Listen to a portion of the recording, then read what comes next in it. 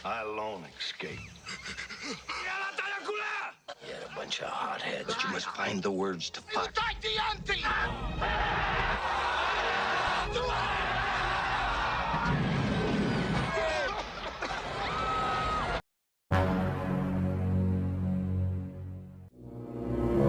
Halo teman-teman, para pecinta film, kembali lagi bersama Elto Film, rekomendasi dan rekam jejak film Anda. Apa kabar semuanya?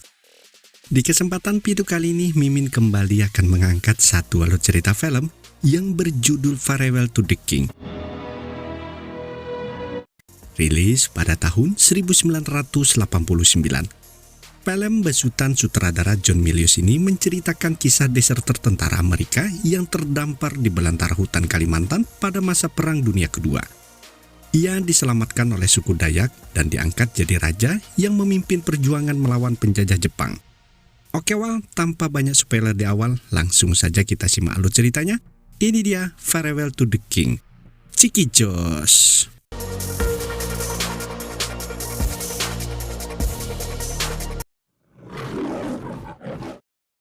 Di awal film terlihat sebuah perahu sekoci yang berisi 5 tentara terombang-ambing diterjang ombak besar di dekat pantai.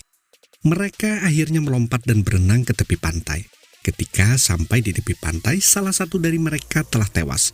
Mereka adalah tentara Amerika Serikat, dan salah satunya adalah Leroy. Ia saat itu memilih memisahkan diri dari ketiga temannya yang berencana mendatangi cahaya lampu yang mereka kira adalah perkampungan. Leroy yang meyakini itu adalah cahaya kam tentara Jepang berjalan memasuki belantara hutan Kalimantan sendirian. Hingga ia sampai pada suatu tempat yang ternyata adalah markas tentara Jepang. Ia terkejut saat menyaksikan ketiga temannya yang menjadi tawanan saat mereka menggali lubang kematian mereka sendiri. Lalu film pun dimulai.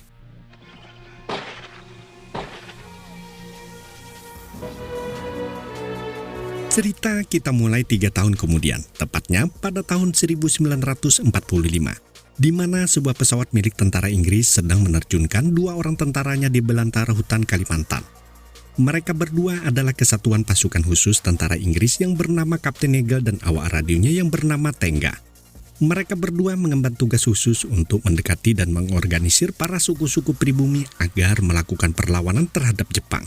Setelah mereka berhasil mendarat dengan selamat di antara rimbunan pepohonan di tepi sebuah sungai, mereka dikejutkan oleh kehadiran banyaknya warga suku Dayak di sekitar sungai. Nigel mencoba mengajak berbicara salah satu dari mereka sambil menawarkan rokok. Nigel tidak menyangka kalau warga suku Dayak yang ia ajak bicara ternyata bisa dan mengerti bahasa Inggris. Nigel dan Tenga pun akhirnya pergi mengikuti mereka menuju desa.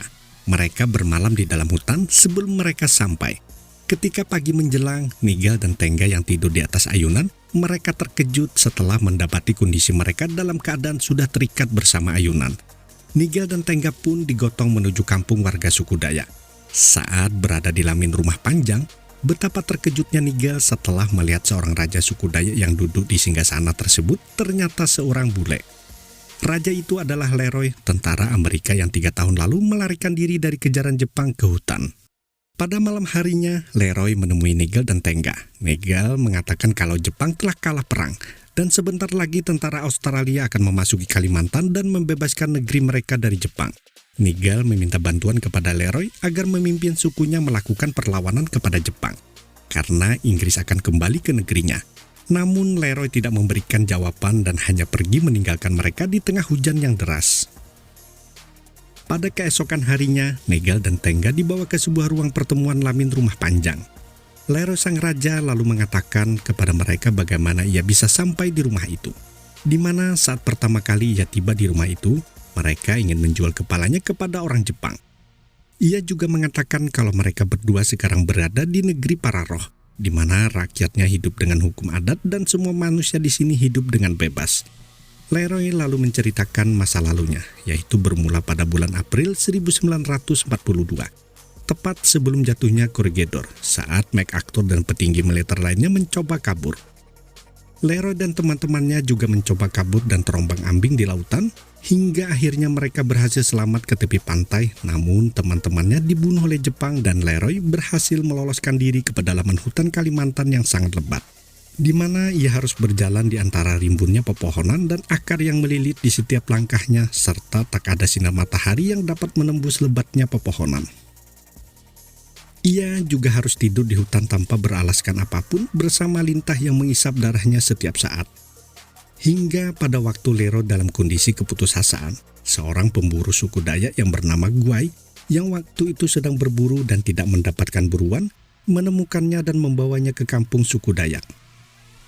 Saat berada di perkampungan, Lian, warga suku Dayak lainnya yang memiliki banyak pengikut dan ditakuti warga di sana, ingin menjual kepalanya kepada Jepang. Beruntung, Leroy diselamatkan oleh seorang wanita yang saat itu tertarik melihat tato di dadanya dan mata Leroy yang biru. Matanya yang biru melambangkan ketenangan Laut Biru, sumber garam yang sangat penting bagi warga suku Dayak. Wanita itu adalah Yu, adik Guai yang membawanya ke sana. Leroy ditempatkan terpisah dari kampung di sebuah gubuk di tengah hutan dan dirawat oleh Yu.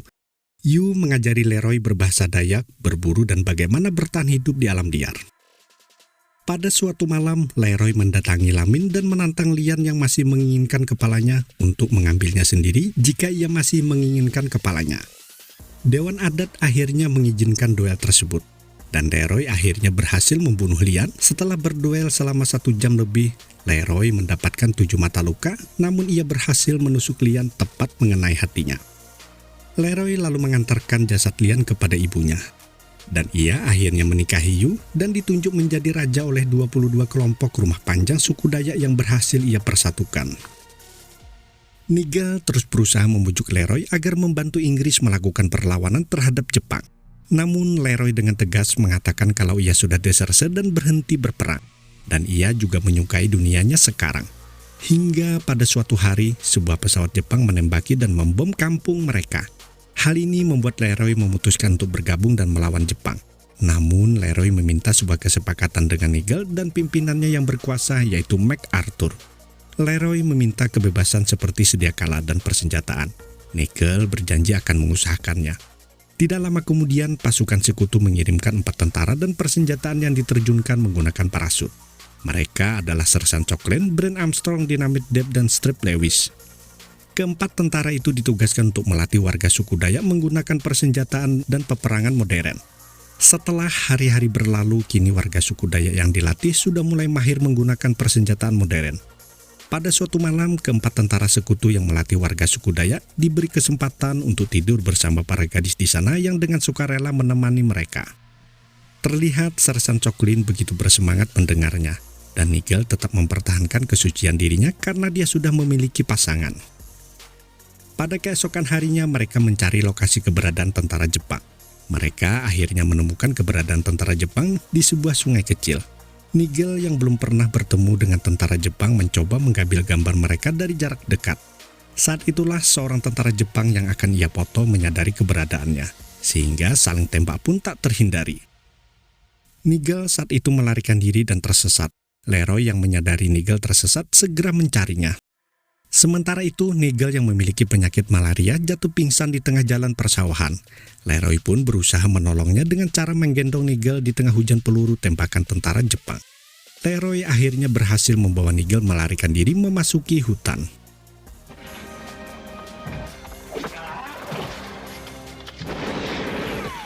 Cerita berpindah di perkampungan. Nigel terbangun dari pingsannya karena penyakit malaria selama 3 hari. Ia diberitahukan sebuah kabar tentang kedatangan pasukan Australia yang sekarang sudah mendarat di Tarakan, dan perang baru saja dimulai. Nigel lalu mendatangi Leroy yang saat itu sedang mencari ikan di sungai. Nigel berterima kasih karena sudah diselamatkan oleh Leroy. Ia kemudian kembali ke markas Moratai Hindia Belanda, markas sekutu Operasi Selatan Barat Pasifik. Setelah sampai, ia disambut oleh kekasihnya yang bernama Vipin. Ia kemudian menemui atasannya yaitu Kolonel Ferguson, untuk melaporkan situasi di perkampungan suku Dayak yang dipimpin oleh Raja Leroy. Setelah mendengar cerita Nigel tentang suku Leroy yang berjuang demi kebebasan mereka, Ferguson mengingatkan Nigel untuk tidak menjadi bagian dari mereka. Ia juga mengatakan kepada Nigel suatu hari ia harus mengkhianati mereka.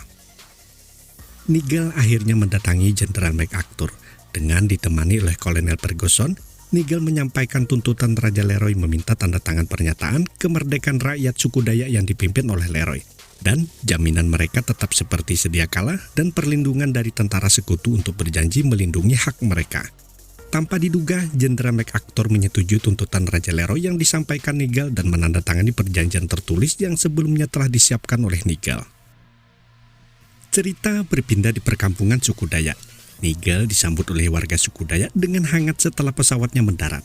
Leroy sangat bahagia ketika mendapatkan surat perjanjian tuntutannya yang disetujui oleh Jenderal MacArthur.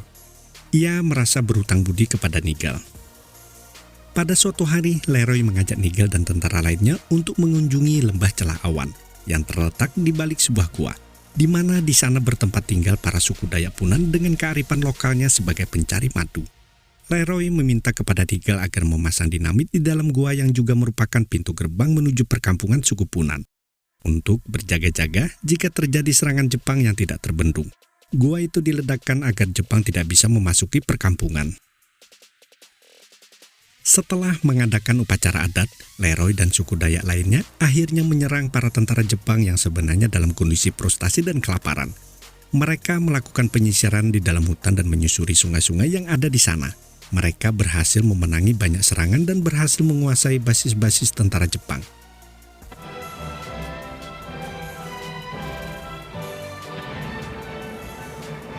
Hingga pada suatu ketika pasukan Leroy dan Nigel harus berhadapan dengan pasukan Jepang yang terkenal bengis dan bertempur seperti Genghis Khan.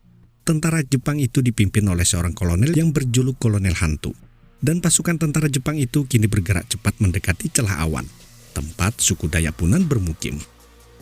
Pada malam itu, Yu, istrinya Leroy, sempat melarang Leroy dan pasukannya untuk pergi berperang. Istrinya mengatakan berdasarkan kepercayaan suku Dayak di sana, sekarang adalah musim angin barat daya yang membawa kematian. Namun Leroy tak mengindahkan permintaan istrinya.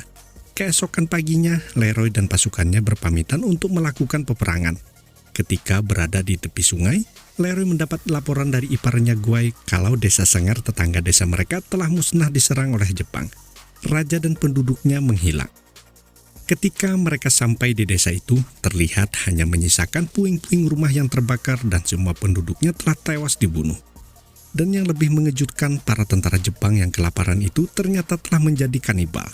Mereka membantai penduduk dan memakan daging penduduk untuk bisa bertahan hidup.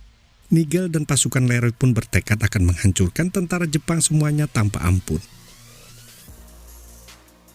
Pada suatu malam, Leroy dan pasukannya berhasil bertemu tentara Jepang yang dipimpin oleh Kolonel Hantu.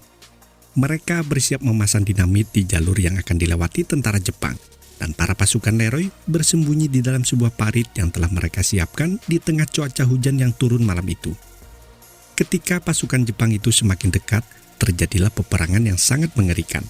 Terdengar suara ledakan dan teriakan kesakitan dari kedua belah pihak. Banyak korban berjatuhan.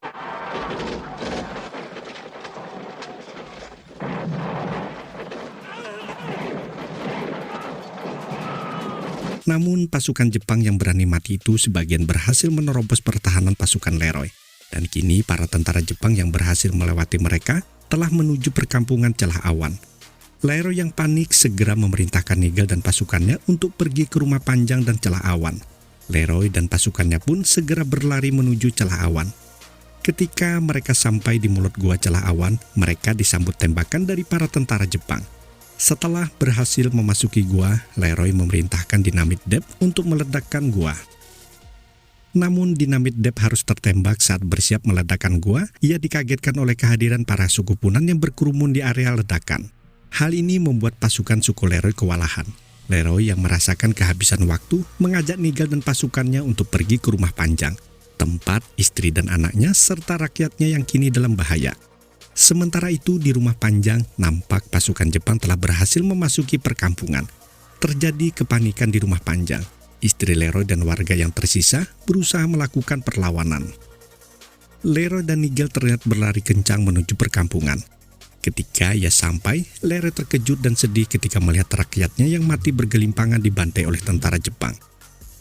Setelah pasukan Leroy berhasil membunuh dan memukul mundur tentara Jepang, Leroy segera memasuki rumah Panjang dan mencari keberadaan anak istrinya.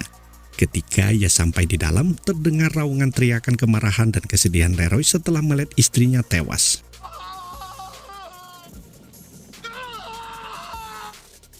Setelah mengadakan upacara kematian, Leroy pergi mencari tentara Jepang untuk membalas kematian istrinya dan rakyatnya. Walau awalnya Nigel melarang, Leroy tetap pergi sambil mengatakan kepada Nigel, darah dibalas dengan darah. Leroy dan pasukannya pun berhasil menemukan keberadaan tentara Jepang di sebuah sungai. Mereka semua membantai tentara Jepang tanpa ampun.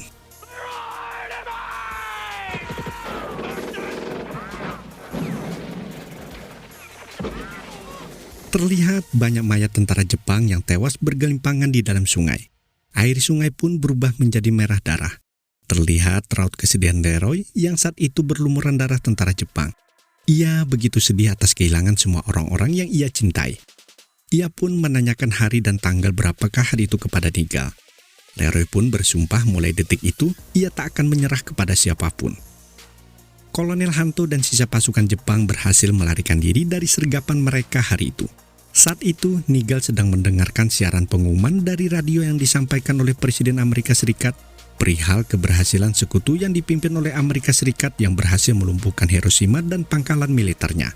Mereka telah berhasil mengalahkan teknologi Jerman, dan sekutu akan terus menggunakan senjata canggih pemusnah massal untuk mengurangi penderitaan perang.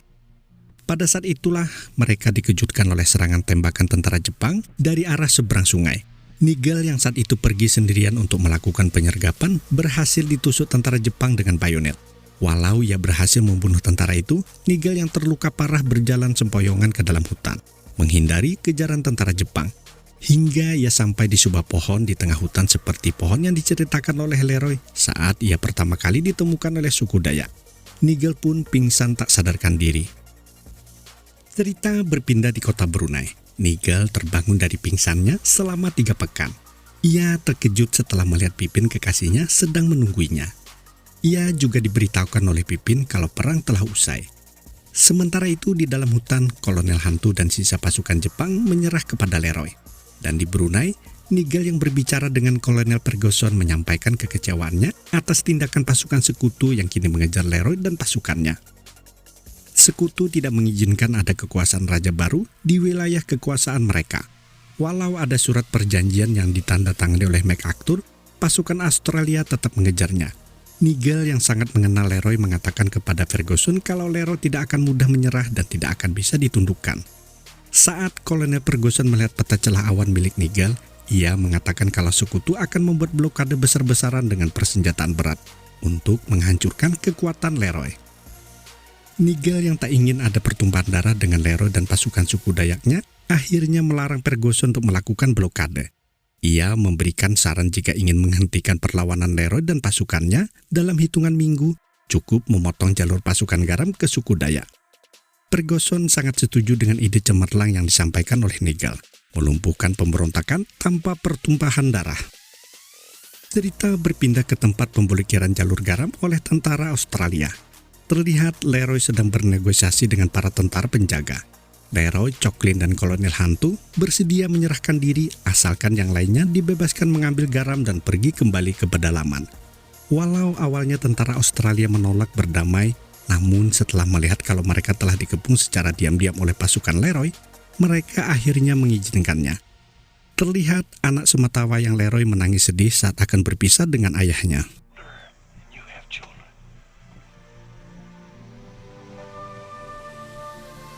Cerita berpindah di sebuah kapal laut yang akan berlayar, di mana Nigel akan pulang dan tak akan kembali ke Kalimantan. Entah bagaimana, ia juga sekapal dengan Leroy. Leroy saat itu ada di penjara dalam kapal untuk dibawa ke Manila menghadapi pengadilan mahkamah militer atas tuduhan pembelotan. Dan Nigel kini telah berpangkat mayor yang ia dapat dengan mudah setelah bertugas di pedalaman. Saat berada di Selat Mindanao, kapal yang ditumpangi oleh Nigel tiba-tiba kandas di atas batu karang. Alarm bahaya pun berbunyi. Nigel menggunakan kesempatan itu untuk pergi ke dek bawah mencari Leroy. Setelah berhasil menemukan Leroy, ia menyuruhnya untuk melarikan diri dengan cara berenang ke pulau terdekat. Terlihat Leroy berhasil mencapai pulau terdekat. Mereka pun saling melambai sebagai tanda perpisahan. Nigel pun sambil melambai dan berkata, "Farewell to the king, selamat tinggal raja," dan film pun usai. Oke para pecinta film, itu tadi sebuah alur cerita film yang sangat inspiratif. Jika Anda suka dengan video alur cerita film ini, silahkan like, komen, dan share video ini. Berjumpa lagi dengan video alur cerita Mimin selanjutnya. Sampai jumpa.